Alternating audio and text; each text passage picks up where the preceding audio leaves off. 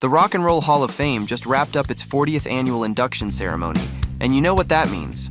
Stars came dressed to impress. Well, most of them anyway.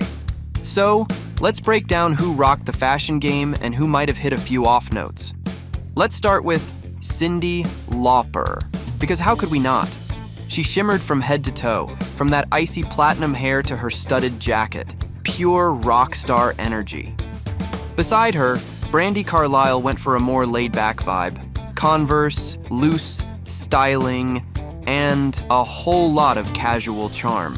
It had personality, sure, but maybe a little too weekend hangout for such a big night.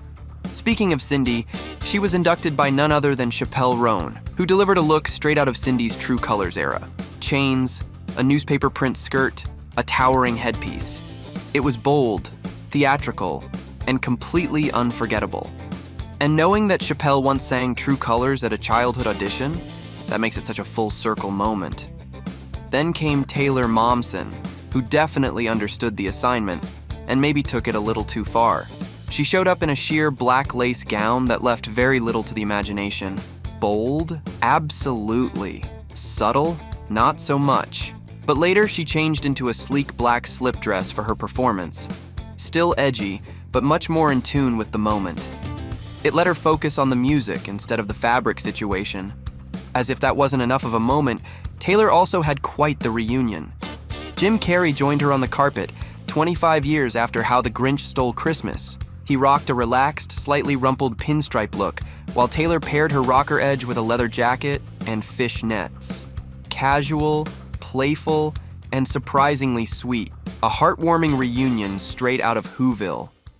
Next up, Elton John brought his signature magic, as always. The cobalt blue suit, the tinted glasses, that effortless confidence. It's Elton doing Elton, and nobody does it better.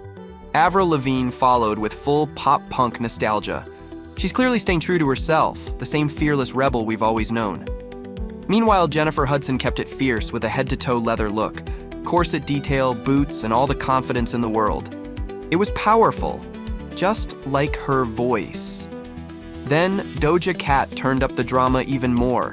Tiger print corset, emerald fur, and bold jewelry. Glamorous, wild, and completely commanding the stage while honoring Outkast. Ray sparkled in a sequined, strapless gown, pairing it with vintage curls and fishnet detailing for a modern edge. She looked radiant, confident, stylish, and totally red carpet ready. Over on the other side, Jack White and Olivia Rodrigo made a surprisingly striking duo.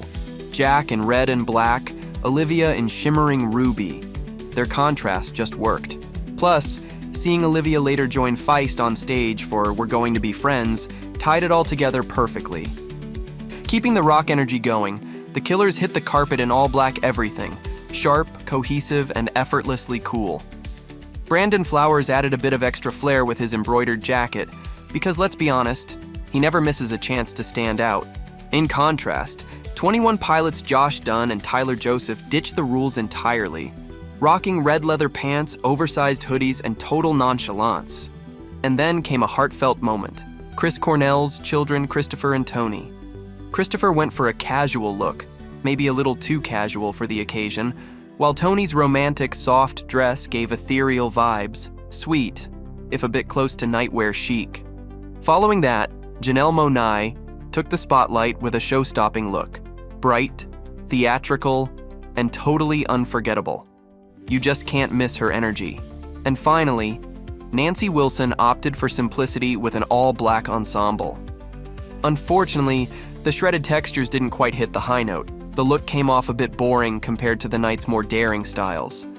And while this year brought its own unforgettable red carpet moments, it also reminds us of last year's ceremony, which was just as spectacular in its own way, with legends like Cher, Mary J. Blige, Foreigner, Ozzy Osbourne, and more getting honored. It was a night to remember.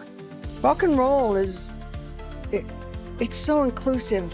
You know, it's just inclusive. You could be, look, do I look like I should belong here now? But I'm still working and I'm still happy. But let's be real, the biggest highlight? Cher, hands down.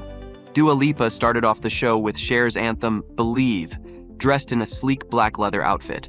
And just when the crowd thought it couldn't get any better, Cher herself popped up on stage in leather chaps, singing the chorus with Dua. The audience went wild. The trajectory of her career has been so inspiring, and it's wonderful to have role models like that for artists like me. Zendaya wowed the crowd, recreating Cher's iconic look in a stunning Bob Mackie halter dress. She then delivered a heartfelt induction speech that truly honored the music legend. Thank you, Cher. Thank you for being an advocate, for being an ally, for paving the way for so many humans of all kinds to live in and speak their truth, and to have the courage to be as daring and as open-hearted as you. She called Cher the coolest woman on the planet. Can you argue with that? And highlighted her incredible achievement of having a #1 hit in every decade for the past 7 decades.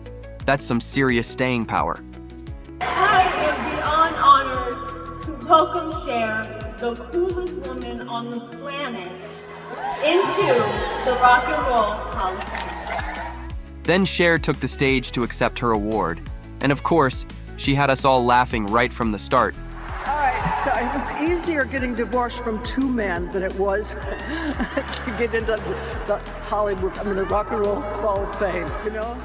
Oh, this woman is hilarious. Cher didn't hold back when talking about her long journey to get here and how proud she is of never giving up. My life has been just a roller coaster, and the one thing that I have never done is I never give up. She's talked before about feeling snubbed by the Hall of Fame, but this night was all about celebrating her resilience and lasting impact on music. I changed the sound of music forever. She even gave a shout out to David Geffen for pushing to get her the recognition she deserves. He wrote a letter and sent it to the directors, and so here I am. So anyway, thank you, David. Typical Cher, bold, funny, and full of gratitude all at once. But it wasn't just about Cher. The night had a rock star lineup of inductees, including the Prince of Darkness himself, Ozzy Osbourne.